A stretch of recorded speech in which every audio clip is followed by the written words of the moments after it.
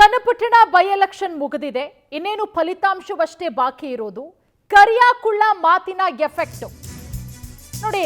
ಚುನಾವಣಾ ಪ್ರಚಾರದ ಸಂದರ್ಭದಲ್ಲಿ ಜಮೀರ್ ಅವರ ಹೇಳಿಕೆ ದೊಡ್ಡ ಮಟ್ಟದಲ್ಲಿ ವಿವಾದಕ್ಕೆ ಎಡೆಮಾಡಿಕೊಟ್ಟಿತ್ತು. ಫಲಿತಾಂಶದ ಬಗ್ಗೆ ಕೈ ಅಭ್ಯರ್ಥಿ ಸಿಪಿ ಯೋಗೇಶ್ವರ್ಗೆ ಈಗ ತಳಮಳ ಶುರುವಾಗಿದೆ. ಅವರ ಮಾತಿನಿಂದಲೇ ಗೊತ್ತಾಗ್ತಾ ಇದೆ. ಸಚಿವ ಜಮೀರ್ ಕರಿಯಾಕುಳ್ಳ ಹೇಳಿಕೆ ಪ್ರಸ್ತಾಪ ಮಾಡಿದ್ದಾರೆ. ಇವತ್ತು ಸುದ್ದಿಗೋಷ್ಠಿಯಲ್ಲಿ ಸೈನಿಕ ಕೆಲವು ಸ್ಟೇಟ್ಮೆಂಟು ಮಾತುಗಳು ಜನರ ಭಾವನೆಗೆ ಘಾಸಿ ತಂದಿದೆ.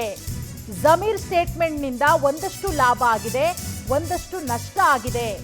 ಮುಸ್ಲಿಂ ಮತಗಳ ಕ್ರೋಢೀಕರಣ ಒಂದು ಕಡೆಯಾಗಿದ್ರೆ ಇನ್ನೊಂದು ಸಮುದಾಯಕ್ಕೆ ಹೊಡೆತ ಬಿದ್ದಿದೆ ಅಂತ ಹೇಳಿದ್ದಾರೆ ಸಿಪಿ ಯೋಗೇಶ್ವರ್ ಅವರು. ಅದರಿಂದ ಸ್ವಲ್ಪ ಆಘಾತ ಆಗಿದೆ ಅಂತ ಹೇಳಿದ್ದಾರೆ ಕೈ ಅಭ್ಯರ್ಥಿ ಯೋಗೇಶ್ವರ್ ಅವರು. ನಿರಾಶಾದಾಯಕ ವಿಚಾರ ಏನಿಲ್ಲ, ಯಾರೇ ಗೆದ್ರೂ ಕೂಡ ಕೂದಲೆಳೆ ಅಂತರದಲ್ಲೇ ಗೆಲುವಾಗೋದು. ಇವತ್ತು ಸುದ್ದಿಗೋಷ್ಠಿ ನಡೆಸಿ ಹೇಳಿಕೆಯನ್ನ ಕೊಟ್ಟಿರೋದು ಕಾಂಗ್ರೆಸ್ ಅಭ್ಯರ್ಥಿ ಸಿಪಿ ಯೋಗೇಶ್ವರ್ ಅವರು. ಚನ್ನಪಟ್ಟಣ ಬೈ ಎಲೆಕ್ಷನ್ ಫಲಿತಾಂಶದ ಭವಿಷ್ಯ ನುಡಿದಿದ್ದಾರೆ ಸಿಪಿವೈ. ಅಂದ್ರೆ ಅವರ ಮಾತಿನ ಮರ್ಮ ಏನು ಅನ್ನೋದು ಈಗ ಎಲ್ಲರನ್ನ ಕಾಡ್ತಾ ಇರುವಂತಹ ಪ್ರಶ್ನೆ. ಇವತ್ತು ಸುದ್ದಿಗೋಷ್ಠಿ ಮಾಡ್ತಾರೆ. ಬೈ ಎಲೆಕ್ಷನ್ ಮುಗಿದಾಯಿತು. ಸೊ ನಿನ್ನೆ ಬೈ ಎಲೆಕ್ಷನ್ನು, ಇವತ್ತು ಸುದ್ದಿಗೋಷ್ಠಿಯನ್ನು ನಡೆಸಿ ಗೆಲ್ಲೋದು ನಾನೇ ಅನ್ನುವಂತಹ ವಿಶ್ವಾಸವನ್ನ ಇಲ್ಲಿ ವ್ಯಕ್ತಪಡಿಸಲಿಲ್ಲ ಸಿಪಿ ಯೋಗೇಶ್ವರ್ ಅವರು. ಯಾರೇ ಗೆದ್ರೂ ಕೂಡ ಕೂದಲೆಳೆ ಅಂತರದ ಗೆಲುವು. ಅದರ ನಡುವೆ ಜಮೀರ್ ಅಹಮದ್ ಖಾನ್ ಅವರ ಹೇಳಿಕೆ ದೊಡ್ಡ ಮಟ್ಟದಲ್ಲಿ ಸುದ್ದಿ ಆಯಿತು. ಸಾಕಷ್ಟು ವಿರೋಧಗಳು ಕೂಡ ವ್ಯಕ್ತವಾಯಿತು ಜಮೀರ್ ಅಹಮದ್ ಅವರ ಹೇಳಿಕೆಗೆ. ಆ ಹೇಳಿಕೆಗೂ ಕೂಡ ರಿಯಾಕ್ಟ್ ಮಾಡಿದ್ದಾರೆ. ನನ್ನ ರಾಜಕೀಯ ಜೀವನ IPL ಮ್ಯಾಚ್ ರೀತಿ ಆಗೋಗಿದೆ. ಒಂದೊಂದು ಸೀಸನ್ನಲ್ಲಿ ಒಂದೊಂದು ಟೀಮ್ ಪರ ನಾನು ಆಡುವಂತಾಗಿದೆ. ತಮ್ಮ ರಾಜಕೀಯ ಜರ್ನಿಯನ್ನ IPLಗೆ ಹೋಲಿಸ್ಕೊಂಡಿದ್ದಾರೆ ಯೋಗೇಶ್ವರ್ ಅವರು. ಅಂದ್ರೆ ಒಂದೊಂದು ಸೀಸನ್ನಲ್ಲಿ ಒಂದೊಂದು ಟೀಮ್ ಪರ ನಾನು ಆಡ್ತಾ ಇದ್ದೀನಿ. ನವೆಂಬರ್ 23ರ ಫಲಿತಾಂಶಕ್ಕೂ ಮೊದಲೇ ಕೈ ಅಭ್ಯರ್ಥಿ ಯೋಗೇಶ್ವರ್ಗೆ ತಳಮಳ ಶುರುವಾಗಿದೆ.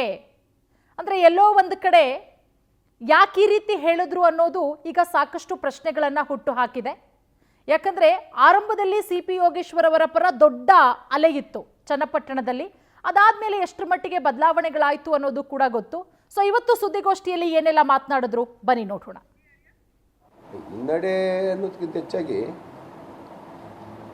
ಅನಿವಾರ್ಯ ಇತ್ತು ನನಗೆ ಇವತ್ತು ಕಾಂಗ್ರೆಸ್ಗೆ ಬರ್ತಕ್ಕಂಥ ಅನಿವಾರ್ಯ ಸ್ಥಿತಿಯನ್ನು ಮೊನ್ನೆ ಕುಮಾರಸ್ವಾಮಿ ಅವರು ನಿರ್ಮಾಣ ಮಾಡಿದರು.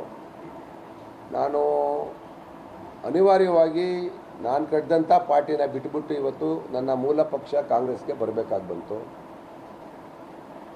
ಆ ಥರ ಏನಿಲ್ಲ, ಕಾಂಗ್ರೆಸ್ಸು ಸಂಘಟಿತವಾದಂಥ ಹೋರಾಟ ನಾವು ಮಾಡಿದ್ದೀವಿ. ಆದರೆ ಕಳೆದ 2 ಚುನಾವಣೆಗಳ ಫಲಿತಾಂಶವನ್ನು ನೋಡಿದರೆ ಕಳೆದ ಒಂದು 15 ವರ್ಷದಿಂದ ಇಲ್ಲಿ ಕಾಂಗ್ರೆಸ್ ಅಸ್ತಿತ್ವ ಇಲ್ಲ. ಕಳೆದ 20 ವರ್ಷಗಳಿಂದನೇ ಇಲ್ಲ. ನಾನು ಗೆದ್ದುದು ಬಿಟ್ಟರೆ ಕಾಂಗ್ರೆಸ್ಸಿಂದ, ಅದಾದ ನಂತರ ಕಾಂಗ್ರೆಸ್ನ ಅಭ್ಯರ್ಥಿ ಯಾರೂ ಇಲ್ಲಿ ಗೆದ್ದಿಲ್ಲ. JDS ವರ್ಸಸ್ BJP ಅನ್ನೋ ಥರನೇ ಬಂತು. ಹಾಗಾಗಿ ಕಾಂಗ್ರೆಸ್ನ ಅಸ್ತಿತ್ವದ ಕೊರತೆ ಈ ಸಾರಿ ಸಂಘಟಿತ ಹೋರಾಟ ಇದೆ. ನೋಡೋಣ ಏನಾಗುತ್ತೆ ಅಂತೇಳಿ ಜನ ತೀರ್ಮಾನ ಮಾಡಬೇಕು. ಹಿನ್ನಡೆ ಅನ್ನೋದಕ್ಕಿಂತ ಹೆಚ್ಚಾಗಿ ಅನಿವಾರ್ಯ ಇತ್ತು ನನಗೆ ಇವತ್ತು ಕಾಂಗ್ರೆಸ್